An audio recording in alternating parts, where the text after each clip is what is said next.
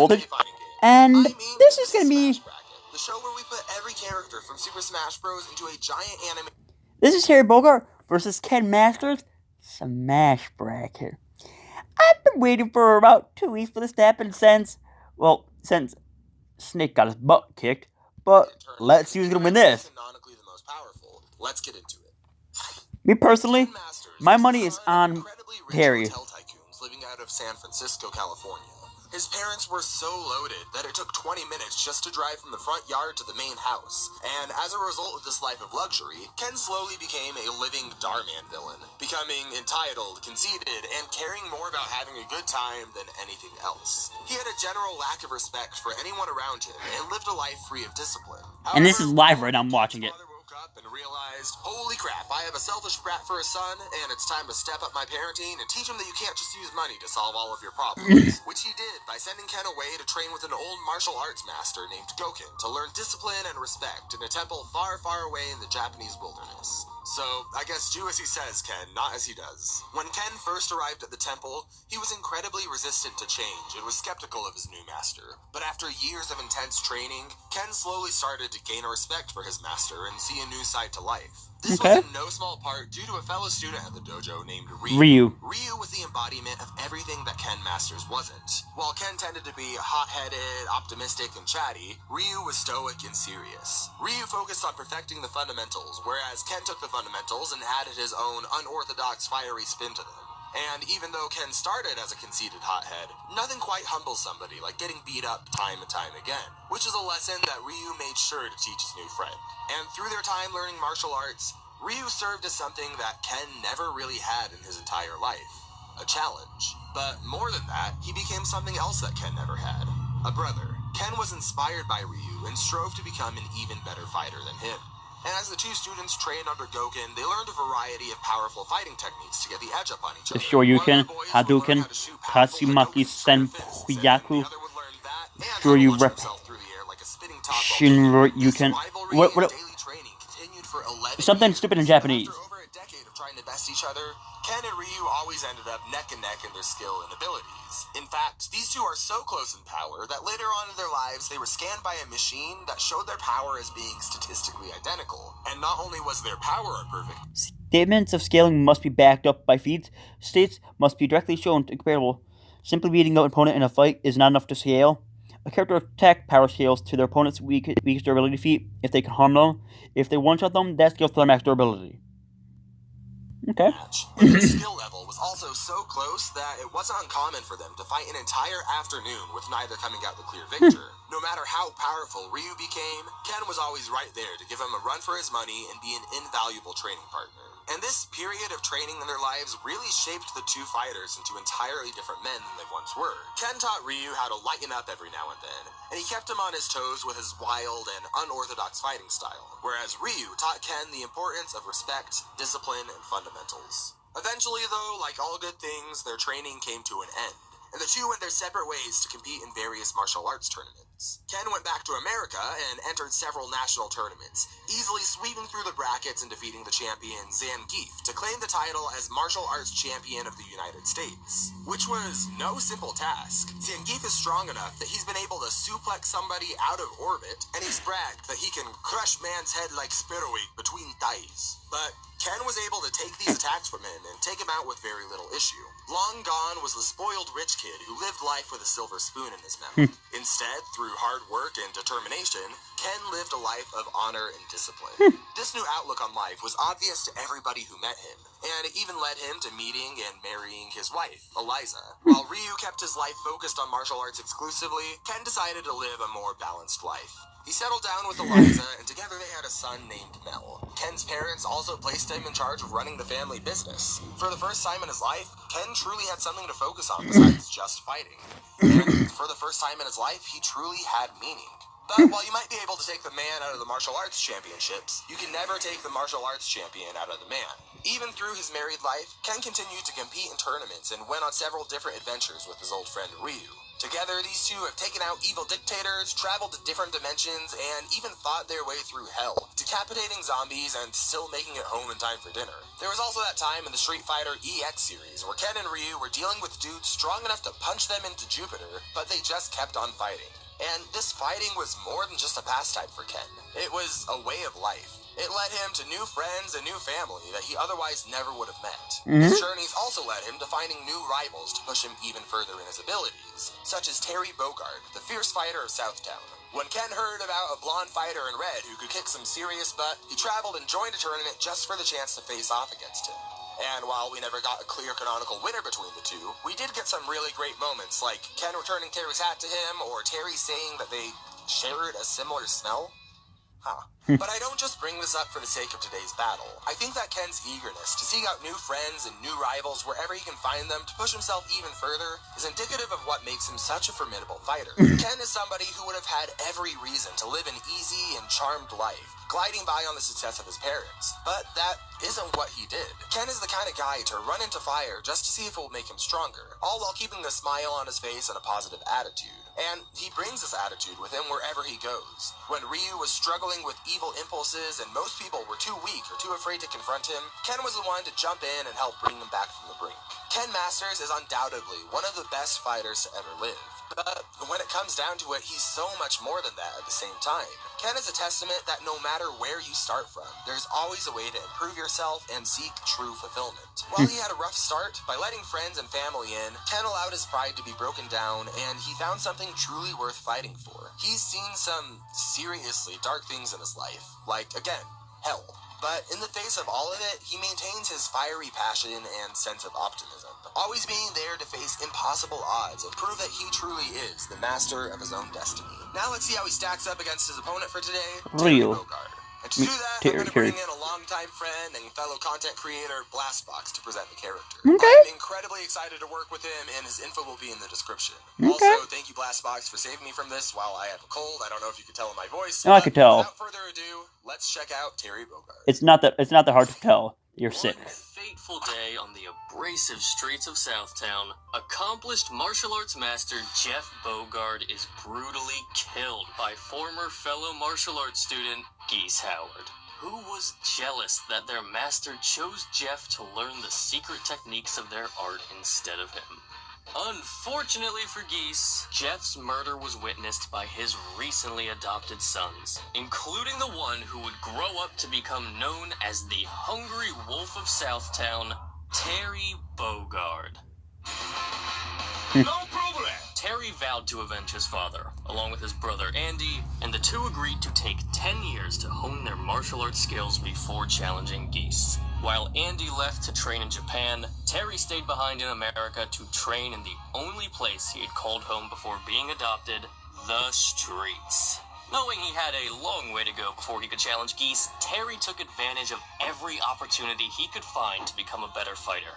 From mastering the skills passed down to him by his father, training under his father's mentor, and his time just wandering the country, Terry became skilled in a variety of fighting styles, including boxing, karate, kung fu, kickboxing, and good old-fashioned street fighting. A strong start to be sure, but nothing that'll fill out the special move list in a fighting game. For that, we look at perhaps the most devastating skill Terry acquired on his journey. After seeking out Tung Fu Rue, the man who trained both Terry's father and Geese, Terry was taught the ancient art of Hakyoku Seiken, the Holy Fist of 8 Ways, a fighting style that allows the user to manipulate the Earth's chi. Once Terry had learned the ways of the Holy Fist, he incorporated it into his other fighting styles, giving him access to devastating energy-based abilities like the Bust the wall. projectile power wave, a devastating lunging punch burn knuckle, the speedy axe kick crack shoot, and whatever rising tackle is. And that's just the starting line. Terry could push these abilities even further to unleash his super special moves, like punching the ground to invoke the explosive Power Geyser and his iconic Buster Wolf. All of these skills and abilities turned Terry into an exceptional fighter. Bust the Terry wall! had proven to be powerful enough to blow up an entire concrete roof. An explosion that Terry survived like it was nothing, by the way. So, After his 10 years of He's got some pretty good intensive durability training, then. Terry returned to Southtown so that he could enter the King of Fighters, Geese Howard's own yearly martial arts tournament in which he seeks out the best fighters the world has to offer. Here, Terry knew he would finally have his chance to avenge his father. He successfully fought through the entire tournament, including defeating the previous champion, who was Geese's right-hand man, earning Terry the right to battle Geese himself. Terry was able to best him in their battle, kicking him off his own tower, avenging his father, and presumably killing Geese Howard. And then Geese's half-brother, like a year after that. Then Geese again after that, of course he wasn't actually dead. And then Geese again, for the final time, actually killing him. Probably, at least as far as we know. To his credit, Terry at least tried to save him that time, which is a genuine testament to his character. Despite all of these ruthless, or sometimes even vengeful battles, the years of rigorous training, or his incredibly harsh childhood, it never once weathered Terry's kind heart. Actually becoming friends with many of the fighters he met on his journey, and even choosing to dedicate time to a romantic relationship with fellow Fatal Fury fighter Blue Mary. Even at the end, after defeating his rival for the final time, Terry decided to adopt Geese's son, Rock Howard, not to spite his old enemy, but to find meaningful and satisfactory resolution to their feud for both himself and for another kid who lost his father as a result of this vicious rivalry. All of that just coming from the genuinely warm and heartfelt guy Terry is, past all the punching and power waving and hilariously translated win quotes. And all of that is just his story from the Fatal Fury series. Many of Terry's most impressive feats come from the alternate universe story taking place in SNK's flagship series, the crossover fighting game, The King of Fighters. Named after Geese's tournament that Terry entered. Despite not being the protagonist of this story, Terry still racked up a serious list of feats, including surviving multiple explosions powerful enough to demolish buildings, and being able to survive blows from many of KOF's strongest fighters, like Chang, who is strong enough to knock his opponent across the entire world. And it's not all just taking the punches. Terry also impresses on the offense. He can destroy concrete pillars with a single kick, detonate large sections of a forest with a single punch to the ground, and he's even capable of damaging multiple cast members who are strong enough to survive a blast from the city-busting Zero Cannon. And Terry's not done yet. All that power does not come at the cost of speed. Most impressively, Terry was able to dodge an incoming bullet point blank without so much as a flinch. Don't let the laid-back persona fool you. Terry is a fighting force to be reckoned with, keeping up with many of the strongest fighters seen in his universes. Jesus, this guy's fast. He beat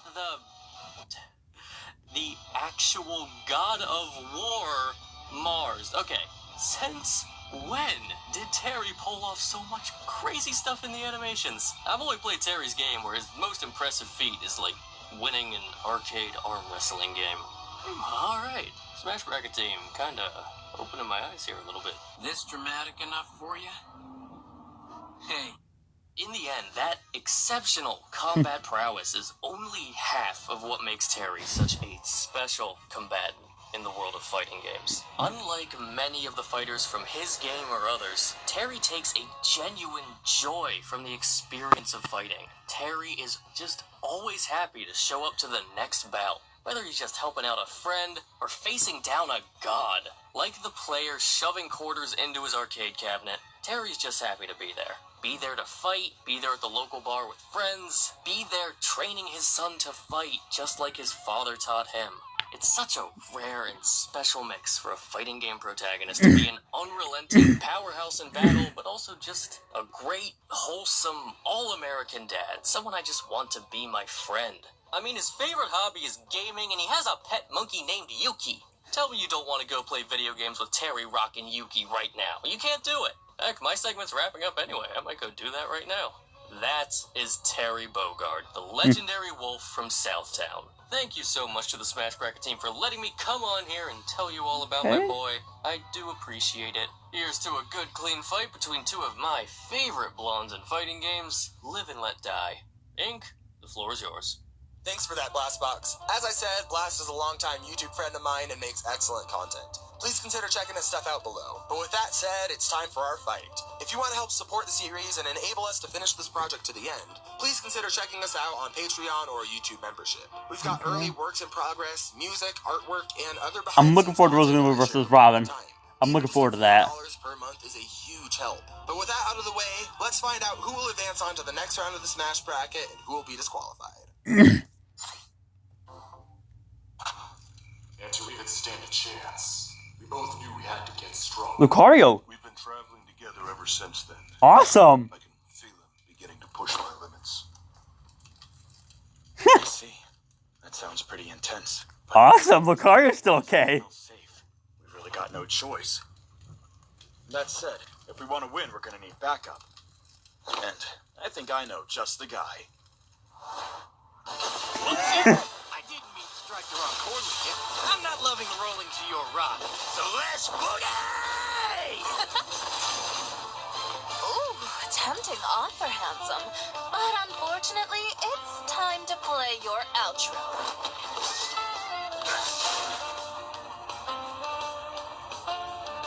Oh, what a weak little whelp you turned out to be.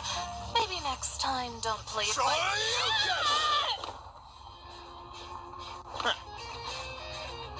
Hey, pal. Miss me? Ken Masters, you big silly. How you been? Yeah, well, you know how it goes. I was in your neck of the woods and in the mood to uppercut a grungy witch. Figured now was as good of a time as any to show you how strong I've gotten. Oh, is that so? Well, alrighty. I'm in the mood for an easy win. Perfect. Bring it on, pretty boy.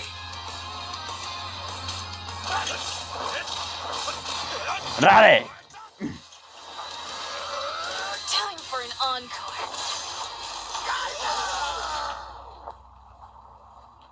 Oh, shit. That was supposed to be a music blast. Where'd you warp him to now? Magic is so freaky. It's not so bad. This seems like a pretty good place to train. Hand drawn, okay? Time to part. I'm ready for you. Keep it.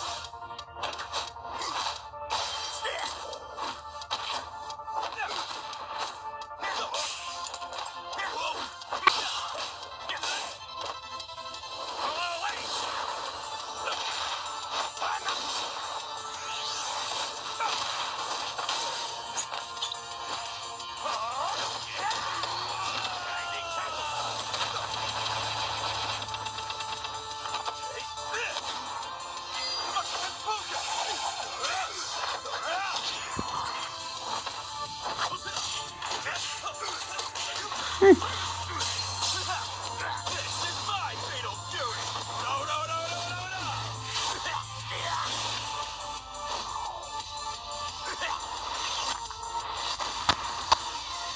They broke the barrier.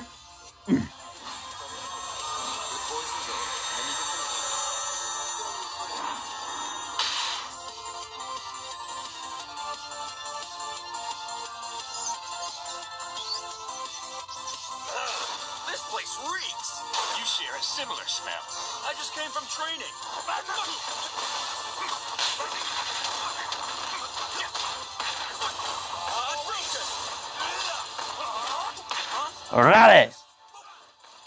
Join the foot. Will be destroyed. Hey, Terry.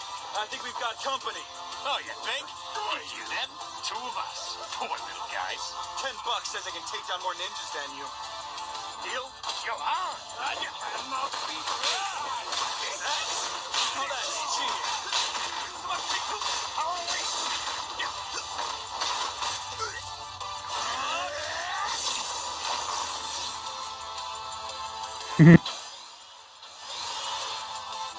Wubba wubba. I look good. I'm more of a Marvel guy. Pinky Brownie.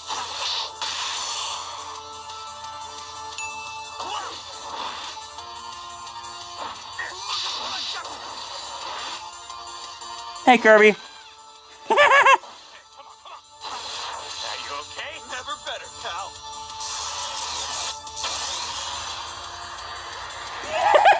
They're going everywhere.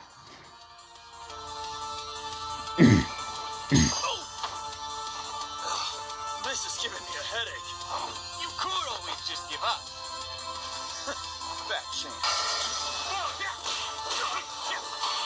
I really like this animation a lot. This is easily become one of my favorites. It is very high in the list. Too easy.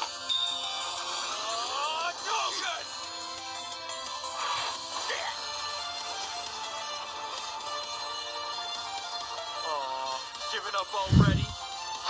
Against a weenie like you? Never!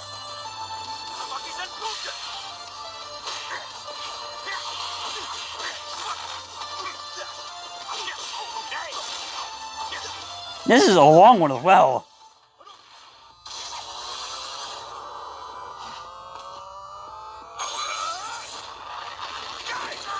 Power Geyser!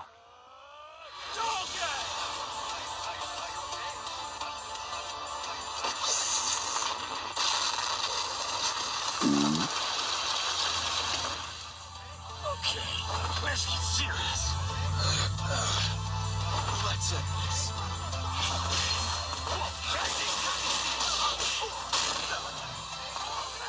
Okay.